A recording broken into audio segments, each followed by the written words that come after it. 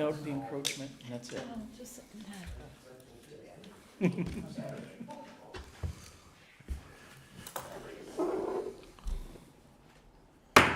Call this meeting of the Town of Porter Redevelopment Commission to order. Please rise and follow in reciting the Pledge of Allegiance.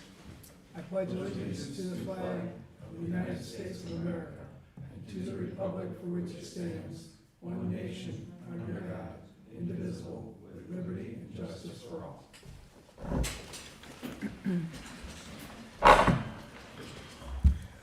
Karen, can we have a roll call, please? Jamie? Here. Pete? Here. Russ? Here. Bill? Here. Beth? Allison?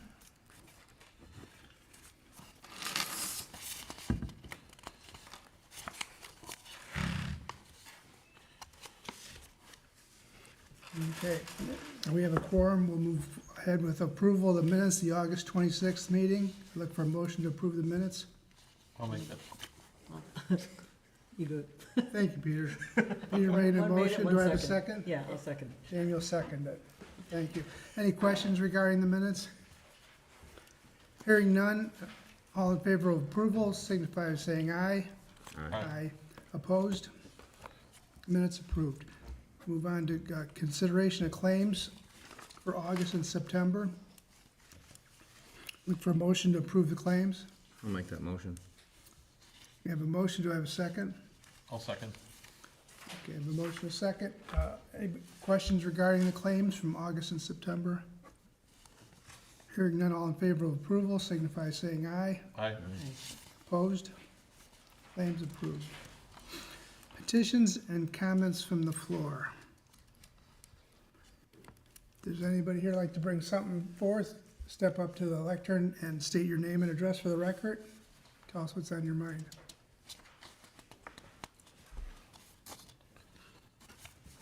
Going once, going twice. All right, we'll move on to reports. Building Commissioner, Director of Development, Mike Berry, you're up. The Minoki Prairie Trail, which is our section of the Marquette Greenway Trail, which I've said multiple times is in environmental review. So we have the environmental review document I posted on the website today. So starting on Monday, the 29th, there's a 30-day public comment period. So I just put that up on the website today. Once we're through that and get our final approval, we'll be able to bid this out probably in November and actually start working on constructing it. So I put that basically as a news bulletin item on the website today. So if you want to pull that up and look at it, it's intended for public comment. Public comments, there should be a link available by next week, and I'll post the link, and then we can get any comments for that. So that's moving forward. We have an MOU from the National Park Service that's new. So Burns Harbor is reviewing it. Our attorney reviewed it. I've had 2 engineers review it. We're gonna meet together and speak about how we want that to not be worded. So we'll be doing that pretty soon because we didn't care for the way that's worded. They basically wrote it as though we were doing a federal project, and we're not doing a federal project. We're doing a town project. We're turning it over to the federal government when we're done. And then there's maintenance agreements that are usually in there. So it's a new document. It's not really addressed for municipalities. It was intended more for charitable organizations. So that's being worked on now. The last meeting I mentioned the INDOT I-94 bridge cost sharing. That needs revisions too. So Chris and I are working on some reworking of the verbiage because they wrote it for the council to sign. It really should be the RDC. RDC would be the one paying for that. So we'll finish that up shortly and bring that back for review. But I think we've got all the issues worked out. Corinne had asked about funding for that. I think we're clear on that now. And that's really all I had for the moment as far as projects, unless you got questions. Any questions for Mike regarding any of the projects? Okay. Thank you, Mike. Thank you. We'll move on next to old business. Allison had presented her strategic ideas for community advancement. She kind of asked that everybody go over it and kind of come up with your ideas on it. I would open it up for discussion here amongst who's here today, if you have any ideas on it. Michael came up with a few. Yeah, I can go first if you want. Sure, Mike, you mind? So I just jotted some comments down. The third item down is partner with tourism assets. And my question is how? Town signs are installed. We're doing a new website coming up shortly. Corinne and I are looking at the test website right now. So the website going forward, we're gonna have more interaction available with that. And she had mentioned something about bed and breakfast. I don't think we have any standard bed and breakfasts in the town of Porter that I'm aware of, anyway. Because a bed and breakfast on its own is a specific regulated item that you have to have registered as a bed and breakfast. I don't think we have any. So that was just my comments there. The next section, it said activate vacant properties. So Johnson Inn's in probate and there's already a developer for that property. We just added 2 new businesses downtown, a barber shop and a dog groomer, if you haven't seen those. Further down the street, 108 and 110 Lincoln Street. Barber does nice work. Just saying. Ice cream shop's under construction next door at the old violin shop. So those are not going to be, 2 of them are already not vacant, the other one won't be vacant much longer. Tilden Enterprises has a realtor working to fill that space after the fire department's gone. They had a tenant, but I think that fell through. I have to follow up on it. Steel Barrel is empty, and I'm still talking to the owner about that one. We've had some discussions on the water park, and that continues. That is for sale. They lowered the price. They put up for auction and still haven't sold it. So we're looking at different options for that, see if we can steer any developers that way. The next section mentions walkability and connectivity. So we actually have 4 trail projects in progress right now. One of them is the Minoki Marquette Greenway. We just finished a study for, we call it the FLAP grant project because the grant was Federal Land Access Program. We just finished that.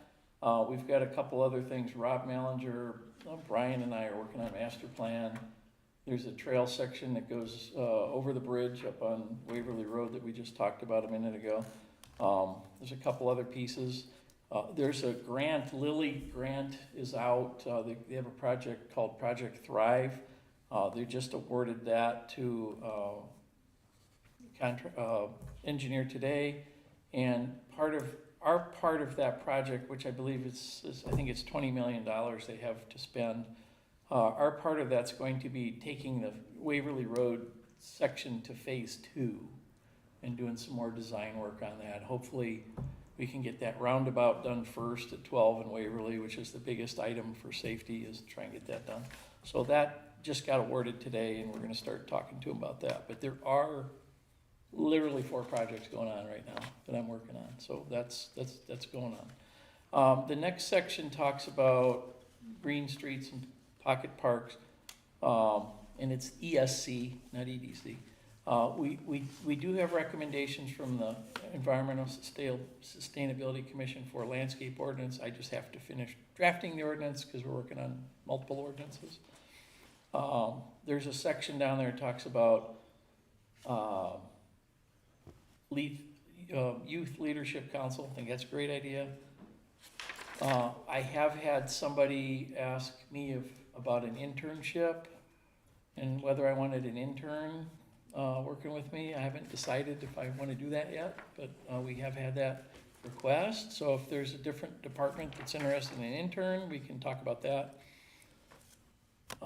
This next section says develop a Porter Proud campaign. Corinne and I are working on a notification program. We had one we looked at. I think we looked at the Mercedes first, so it was really nice, but it was way more expensive than we thought it would be. So we'll be looking at different companies that can do that. But the goal is to, you're trying to notify and inform as many people as you can. The website doesn't necessarily do that because a lot of people don't look at it. So there's different programs you can literally use your phone for to do that. So we are looking at this concept right now. And then you can notify people via email or whatever. These things are going on. Every time we have a meeting, we can notify people. So if we can have more people engaged in the town and know what's going on, rather than, the questions we usually get is, what's going on this road? Or I never heard about this. And we try to put all that out there, but, we're live streaming meetings and trying to do everything we can to reach people. So we just want to constantly get more information out to people so everybody's informed, and we are working on that. The seasonal events downtown, again, I think it's a great idea. I'm working with a gentleman on a food truck code. Bill knows who it is. So we're trying to put together some sort of ordinance for food trucks so we can have, more events where we bring in some food vendors like that aren't going to be down here where the restaurants are, but anything like that. The mural public art thing, I think is a great idea. My only question on that was, where would the wall be that we'd be painting? Because I don't know where that would be yet. So I think these are really good ideas, but that was my thoughts on them, just to get the ball rolling. Any other input would be wonderful.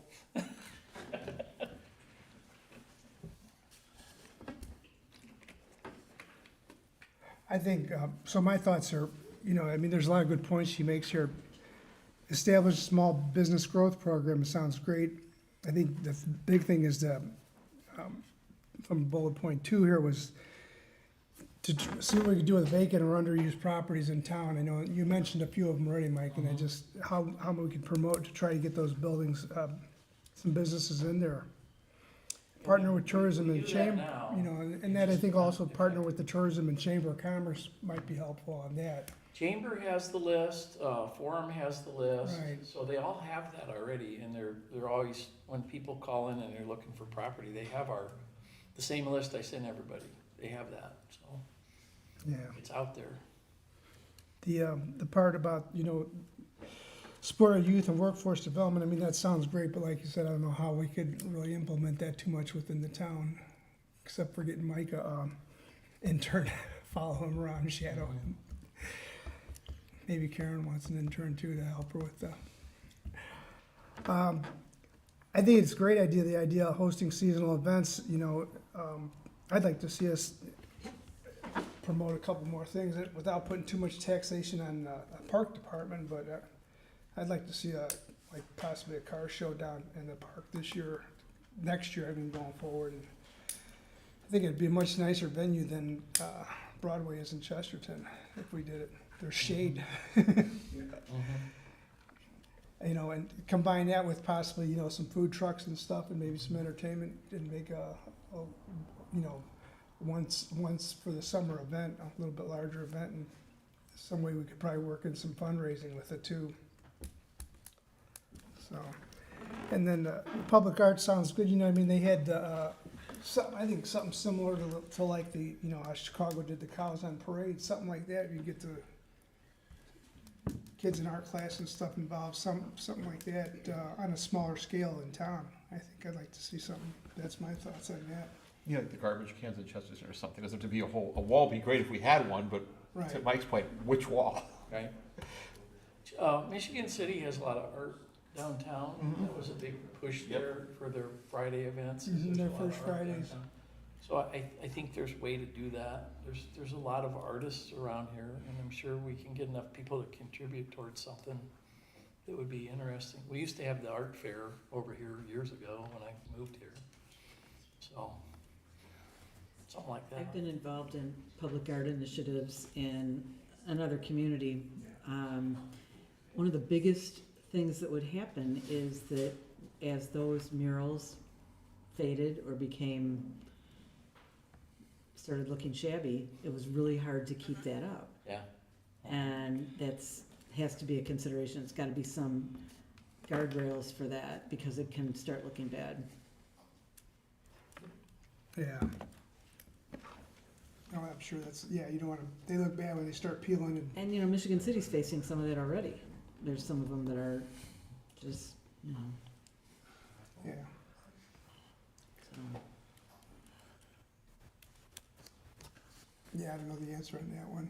I don't know, No, if, you know, no. and the other thing I thought about too is, could you put temporary, walls up like at the park or something to do them? It wouldn't be a permanent thing, but, Or standalone sculpture, things Right. like that. I Oh, think yeah. that's, maybe there's some, If you go by the visitor center, they have those big billboard signs that are painted, so Right. there's some, you could do something like that. Just build a wall build a couple, yeah, and then they paint it. theme for something for the town or something, but, A lot of these are similar to, tourists. Lots of tourists go by and lots of tourists leave. How do you get them over here? right. You need something to attract them over here. So. I also had something to add on the initiatives to work from home and offering relocation incentives. And obviously that goes to my business and what I do for a living. And we are so short in the entire region on inventory. Right, That there's no it's like- inventory for, Yeah, that's a tough one. How do you fill that need when there isn't, right. yeah. Have you had any comments on the double track as far as people wanting to move here? Because now it's easier to commute back and forth, so, Yeah, I don't know. it's not as easy, there's not as much ease as they wanted it to have. Yeah, I know. And I think, it's not lost on anybody that COVID changed a lot and the Yep. double track was already Mhm. on its way, and a lot of people started working from home and didn't go back. Yep. What about it is, are they finding not as easy as they hoped? Anything specific, or just as a general? Well, there's delays and it's not as, it's, Right, it's not as clean as I Yeah. thought. yeah, but it's not working out better. as well as Okay. they, yeah.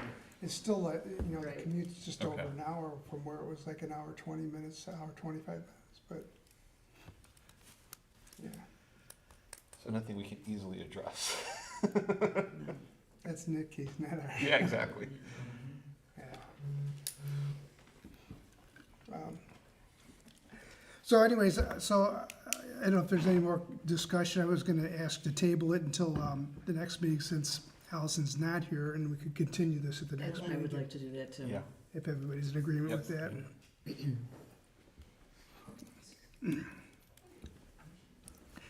So we'll do that. I don't need a motion to do that, do we, Karen? Is by consensus to table it and. Yeah. Okay, we'll move on to new business, and that brings up town signage project phase 2, and I think Brian's here to speak on this. I was looking up a couple of things on it, last minute here. Good evening, Brian Begayski, Town of Porter Park Department, 303 Franklin Street in Porter. And after a lot of work, we finally have gotten our quotes for Phase 2 and actually Phase 3 of the signage project. Because of the way the quotes came back, I figured we'd include both of them. We had split out Phase 2 and Phase 3, and our estimate was $46,800 for Phase 2, $20,000 for Phase 3. And I'm happy to report, I went and got quotes, or requested quotes from the 3 sign companies that quoted us for Phase 1. Phase 1, we've been working with Steinler Signs out of, is it Westville, Michael? They're in Westville. And they have been great to work with. All of the Phase 1 signs, with the exception of one, are installed. That last sign is in our possession. It's down at the Park Department up on a shelf. We're just waiting on a final, is it an MOU? MOU with Porter County. An MOU with Porter County, so. To install that last sign, and then Phase 1's complete. We received quotes for Phase 1 from Steinler, Landmark Signs, and Simcoe Signs. Steinler was our low bidder in that first one, and our low quoter, sorry, it wasn't a bid. They were the low quoter, and they were the design that everybody voted to go with. Went again for Phase 2 and 3 for Steinler, Landmark, and Simcoe. Received a quote back from Landmark for Phase 2 and 3 in the amount of $109,611. Simco, I know they received the request for quote.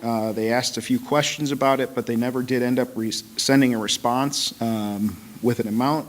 And Steindler, I believe it's because they already have all of the artwork put together from Phase 1. They came in with the low quote of $43,114.53 for both Phase 1 and Phase 2 to be completed. Sorry, 1 and 2 or 2 and 3? 2 and 3, I'm sorry, 2 and 3.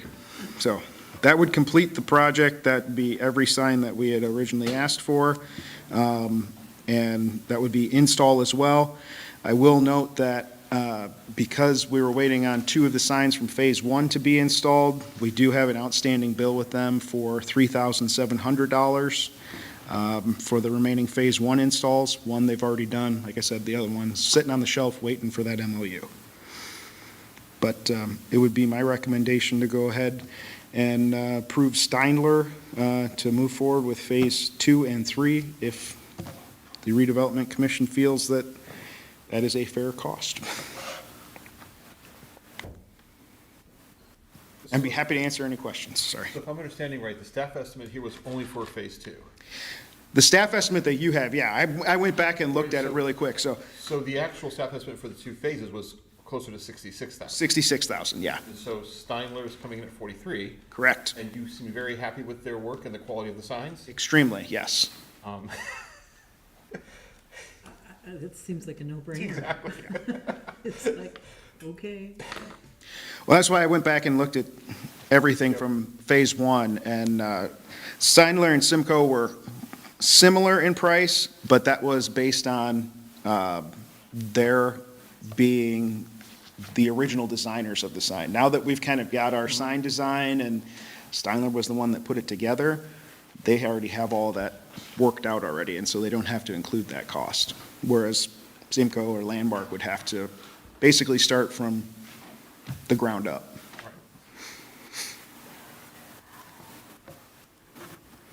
And these signs, I believe Karen had sent you a list of where all they're going and what they look like.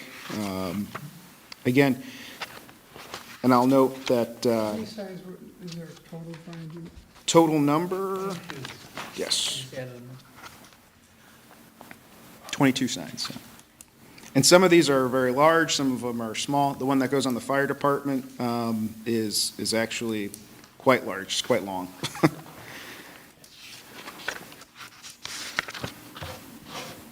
I guess my question is, though, do we feel they're all necessary? I mean, put one on the, like on the firehouse, you see it's the firehouse when you drive by. I mean, we need a sign saying, that, you know, I mean, I don't know. It just seems like we got a few too many signs, is my opinion, but I don't know what the rest of you think about that or not. You know, do we need one in front of Town Hall to tell you it's Town Hall? It says it up on the top of the building, Town Hall. That's just, Where are the locations that I'm like, let me take my printer too. I'm sorry, here are the locations. and then the other question I had too is, I know we ran into some extra costs in installing the Phase 1. Those were the large foam signs, the primary gateway entry signs.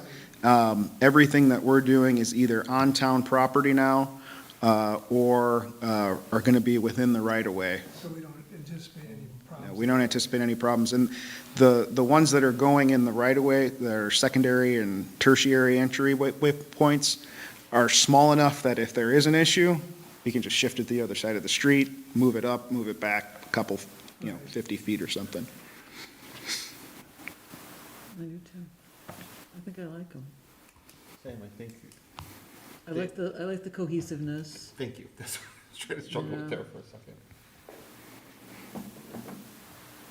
It sort of feels like we tie part of the community together in a way.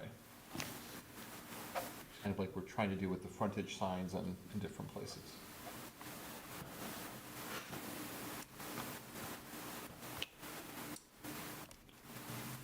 If you guys are good with it, then I look for a motion to approve it then. It's up to you. I mean, that was my opinion on it. I don't know if there want to be more discussion. Is there or- something specific that you are feeling is like, feels too much? I mean, I know you mentioned, Fire department one. So, I mean, you'd have to go review them all, but yeah, I mean, just. You have one for town hall, like, let's take that one for example. Where was that one gonna be placed at? Either in front of the flagpole, depending on where the locates come in, or at the corner up here, behind the pollinator garden.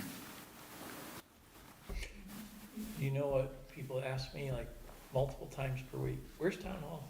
You know what I always tell them? It's across from the police station. Everybody seems to know where the police station is. Yeah. I said, it's the big brick building across from the police station. So, and then we I have really another do sign like going for the police cohesiveness station It too, right? surprises me how many people don't know where the town hall's The one at the police station is gonna replace the one that's at the police station. Yeah. Oh, okay. I would make a motion that we approve. Okay, I have a motion, do I have a second? I'll second. Motion's like, any other discussion? Russ, you have anything? Everybody like them? Yeah, not really. Other than, for the Hawthorne Park signs, there's one on either corner on Franklin, like a block There away. would be- Is that where they're at? So there's actually 3 at Hawthorne. There's Right, yeah. 2 larger ones and then a medium-sized one. The medium-sized one would be at the corner of Hagman and Franklin, because we've had a few trees there that are gone now. The other 2, since it's a higher speed thoroughfare along Waverly, one would be facing south on Waverly, one would be facing north on Waverly. At the north and south end of the park.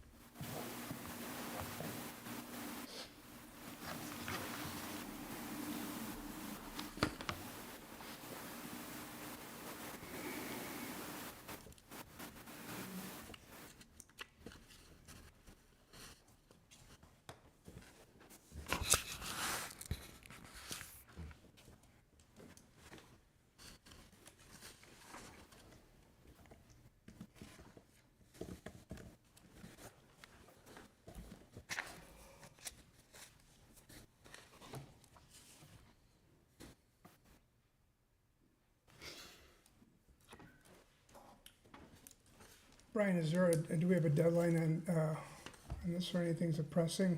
We don't, other than, I believe, did you guys assign funding for this year just for signage, or was it for next year as well? I don't think we did in our, There was some money allocated in the spending plan that's, you know, for ways listed, you can use it for that.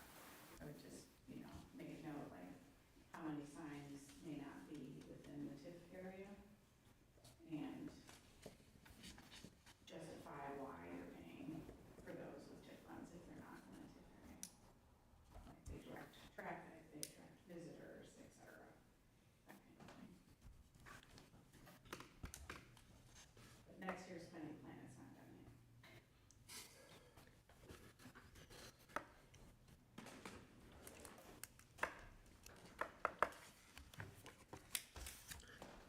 So would it be a good idea maybe to wait until next month so we can figure out what signs are where, so we can satisfy Corinne's statement there?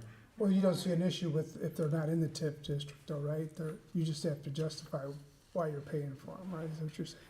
Yes, if you can justify that, that's why you're using TIF funds for that, state board of accounts will be okay with it. I would argue that it's a cohesive representation of the town and town-owned properties, town entryways, and that it identifies the town so that folks who are coming here to either spend money or invest money know that you are in the town of Porter.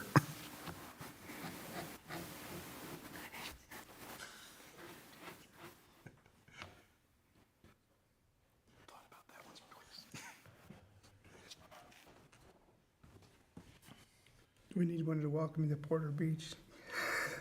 I don't think the people on Porter Beach want anyone welcome down there. It doesn't matter. They know it's there. Um, There's a new national park sign there now. I believe the Welcome to Porter Beach one, I talked to Rob and the Porter Beach Owners or not, is it Owners Association or Residents? Residents. Residents Association, Yeah. Residents Group, requested that it be put at, oh goodness, what is that road? Not Wabash. Roskin, yeah, right at at Roskin, yeah. But then do you have to have park permission to do that? I don't believe so. Okay. If we do, we can, one side's national, the other side's state. We know. Whoever wants to be Go friendly with that the day. easy one. Exactly. Might wanna coordinate that with the future trail, because it goes right in the same spot. You can always move it. Exactly. The trail, that sign will probably get weathered before the trail gets put in there. Yeah, that's actually another interesting question. How long do we anticipate these signs lasting for? These signs, the large gateway signs that we installed last year and this year replaced signage that had been out there for at least 30 years. And how long do we think these will last for, though? Probably about the same, just because they are similar material, but the technology's come a little bit, they're a thicker and more durable sign. That was very pessimistic of you then, Mike. Most of them also have automotive paint on them, Okay. so you don't, Oh, yeah, yeah. it's just not regular paint you buy at the store, automotive type paint. No, and they're a mix of high-density urethane foam with a metal insert so that it's around it, so that it can survive against the wind. And then others are actually aluminum signage. Okay.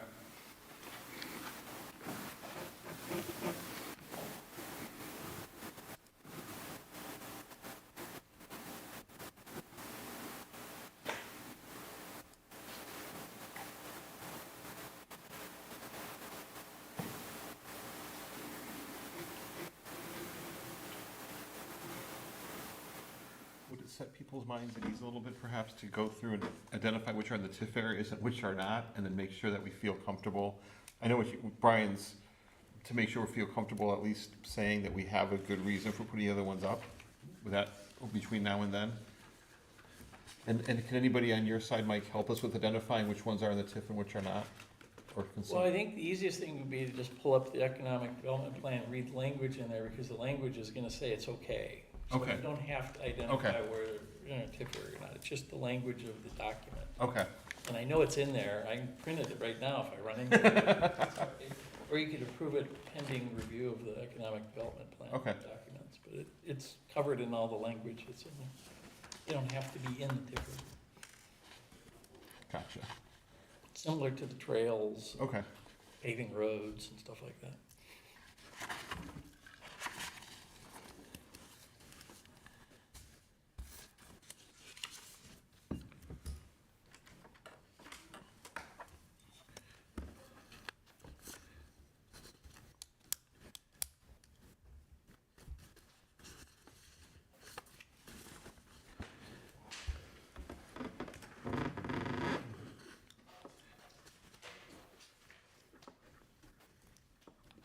Russ, do you feel we can move forward with a vote, or do you think you need more time to review it? I think we can move forward with the vote. Okay, we have a motion and a second on approving the contract for $43,000, what was it, Brian? $43,114.53. All right, any other questions from Brian or Mike or anybody regarding? All in favor of approval of the contract for $43,114.53, signify by saying aye. Aye. Opposed?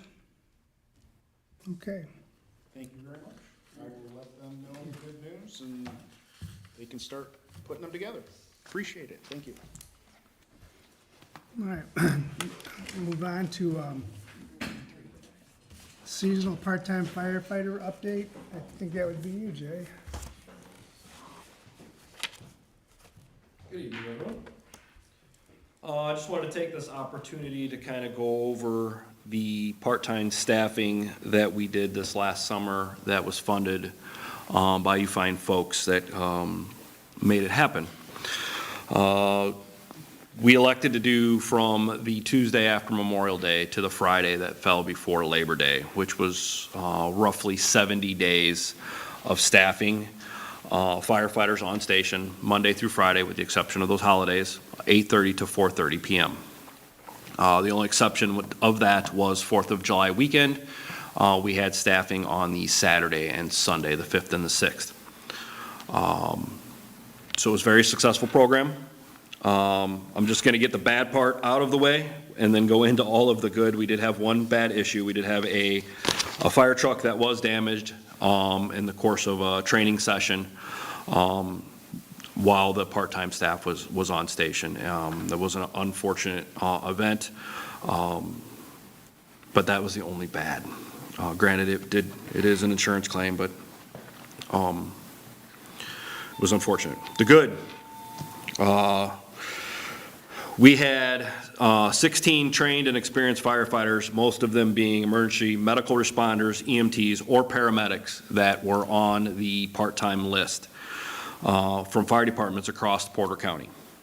6 of those were volunteers with our department.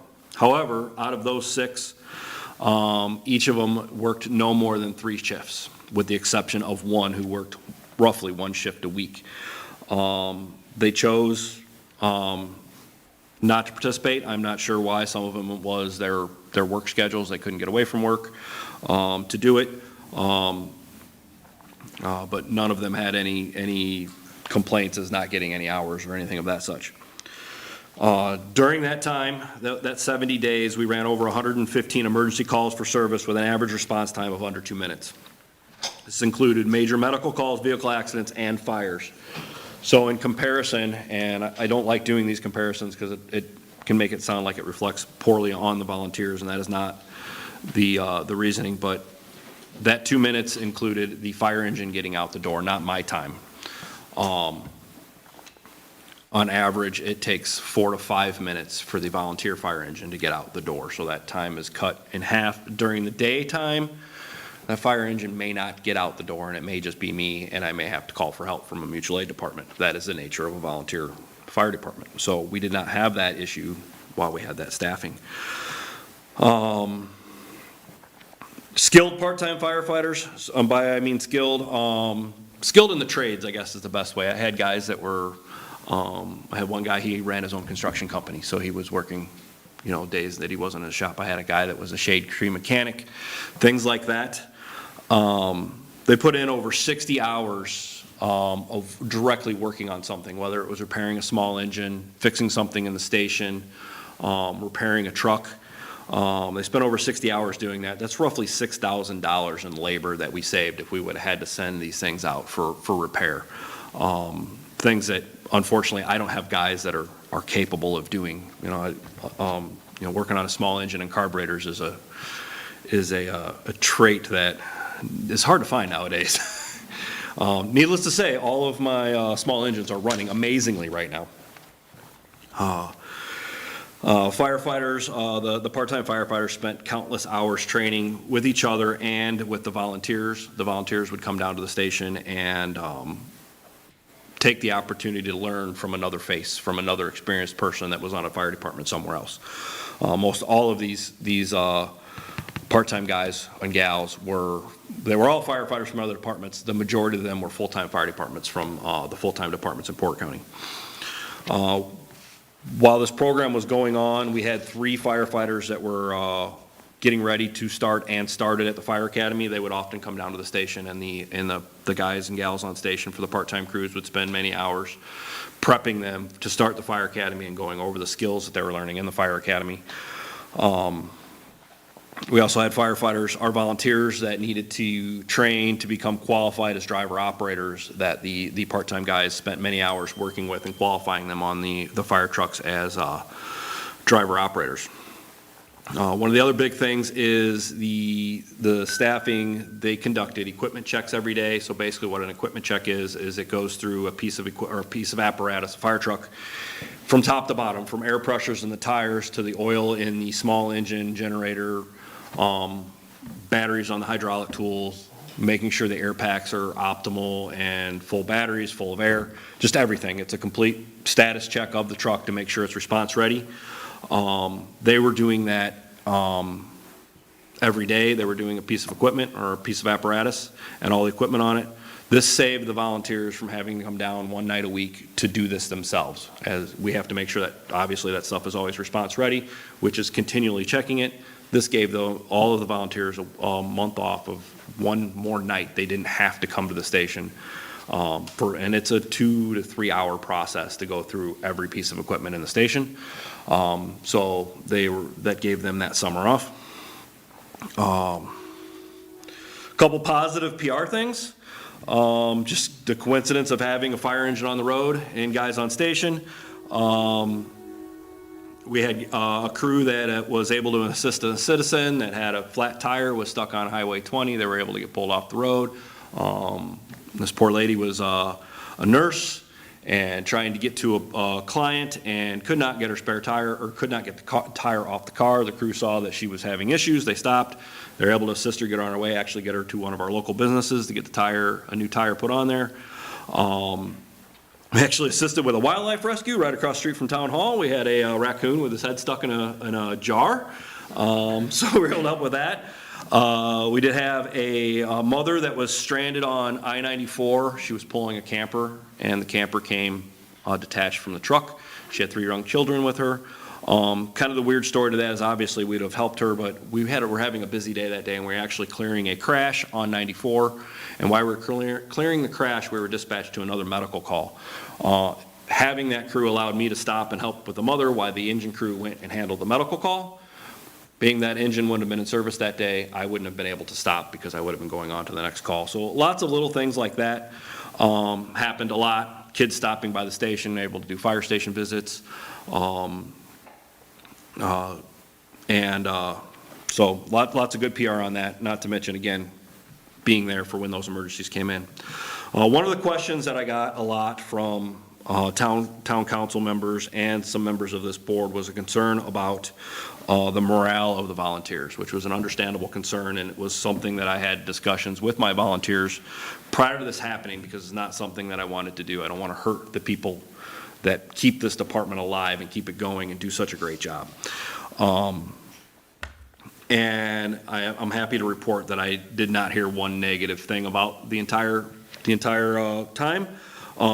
They genuinely appreciated the staffing being there, the opportunities to learn and train from them.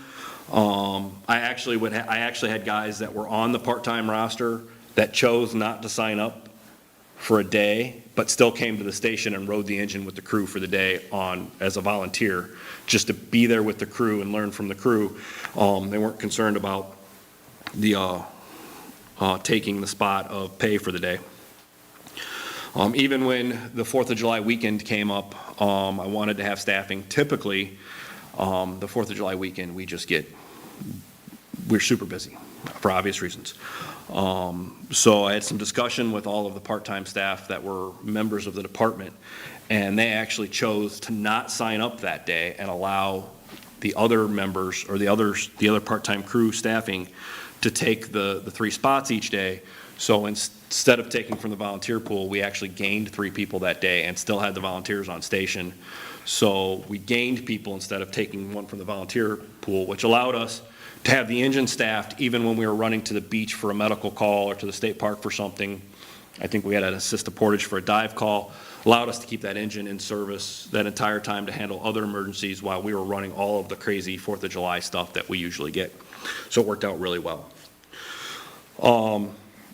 Which led to the next thing that was very unexpected. Our department, we've been throwing around this idea for many years of what we call a Tier 2 program. So a Tier 2 program is basically is volunteer staffing. So what I mean by that is all of our volunteers are members of the community. They live within Porter, Chesterton, Burns Harbor areas. They're within a decent amount of time where they can get to station and respond on a fire apparatus to an emergency.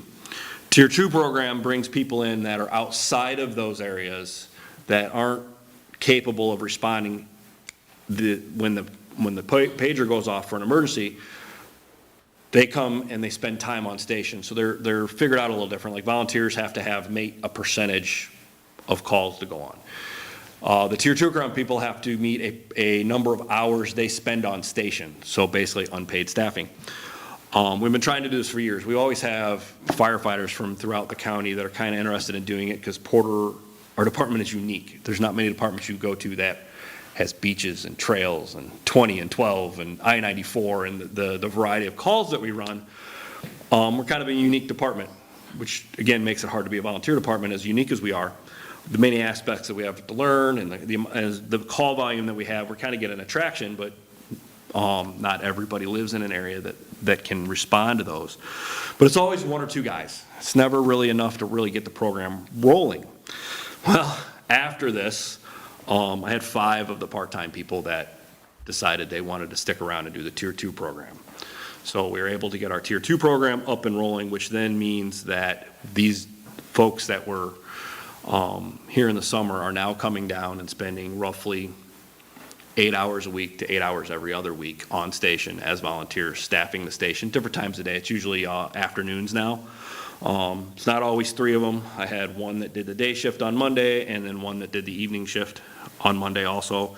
I think it's next Monday. I have 3 there on a Monday on the evening. So it kind of rotates. It's mostly evening and weekends, but we actually gained 5 people. And ironically, out of the 5 people we gained, they were 2 of those are the 2 handy guys that were fixing everything on station. So we get kind of a double bonus on that. So hopefully we can continue with some of that positive movement and money saving with some of the repairs and stuff that we were able to start doing in-house, which was very, saved us a lot of money. So my thoughts on it, I know you probably wouldn't expect me to say, or would expect me to say this. I think it was an overall huge success. It was a bigger success than I thought it would be. I was looking at, I wanted guys on station to go on calls, to make sure our community was protected during the time that it's hardest to get volunteers to the station. I got a whole lot more than that. I got a good group of people that took that pride that they had for their communities where they're firefighters, and they brought that pride to Porter. So they took that pride and they applied it to our community. It wasn't a paycheck to them. They genuinely cared about our people. They genuinely cared about our community. We had really good discussions about stuff like that. And I didn't expect that. Firemen, we care about our job. We love our job. But it's community-based. I do what I do because I love my community. This is where I grew up. But they brought that passion to our community, which I really didn't see coming, and it's proof by the 5 people that we kind of gained in that Tier 2 program. They really liked our community, they liked our department, they liked our people. One of them is talking about trying to figure out how to move here. So I didn't see any of that coming. Greatly appreciative. The fire department has a thing that we call pride and ownership. Basically that means is, you may often hear me say, and I catch myself because I try not to do this to the people that understand, but I drive a town vehicle, my fire chief's vehicle. I often refer to it as my truck. Obviously it's not mine, it belongs to the town. Town pays for the insurance. But I take that pride in it is as if it was mine. I take very good care of it. It's cleaned, it's kept clean. I always make sure it's always running right, it's always ready to go. And these folks brought that pride and ownership to our town and making sure our equipment was that way. It was their equipment that day. It was perfect, it was clean, and it operated top notch. And if it didn't, the one gentleman tore it apart and fixed it and got it running right. So, again, it was a great success in my mind. We did have one negative, that is very unfortunate. And then in closing, I just, again, wanted to say thank you for your support in my idea. I feel that it was successful, and I truly hope that you will be willing to support this in the future. That's all I have. Thank you. Any questions? Great report. Sorry, I kind of rambled and went fast, but. Does anybody have any questions for Jay? You covered pretty much everything. It was a great report. All right, folks, thank you so much. I appreciate it. Thank you. Thank your firefighters. I will, thank you.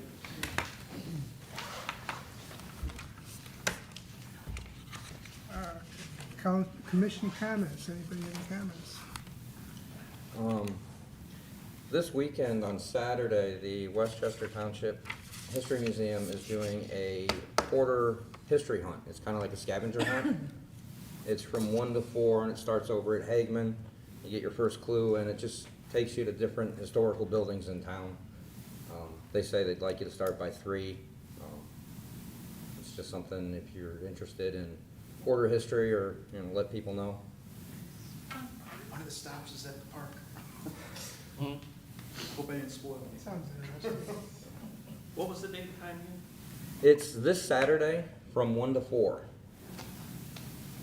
And if you want more information, you can go on the library's website, or their Facebook page, or the History Museum's Facebook page. Thank you. Peter, anything? Oh, I was just gonna mention, there's the ESC, I'm not sure if they're sponsoring it, I'm not sure of this, but there's a monarch butterfly presentation, this Thursday at 6 o'clock at Hawthorne Park. I figured I'd bring that up as well, since you mentioned. They're doing their migration now, aren't they, this time of year? Yes and no. It just depends. Come on Thursday, you'll find out. Oh, you can't tell me. What, no spoilers? You spoil the one thing, but you won't spoil this one? Sorry. Play this one close to the vest. Jamie, anything? Well, I'll just say that, not that anybody in this room celebrates, but it is the Jewish New Year, so. Rosh Hashanah. It's Rosh Hashanah. So, here we are. What's that? No, that's at the No, end. that's next, no, that's the next one. No, Yeah. no. No, that's the other one. I have a Jewish mother and a Catholic father, so I was just raised guilty. You got all kinds of guilt, right? All right, if there's no other comments, I'd look for a motion to adjourn. Make that motion.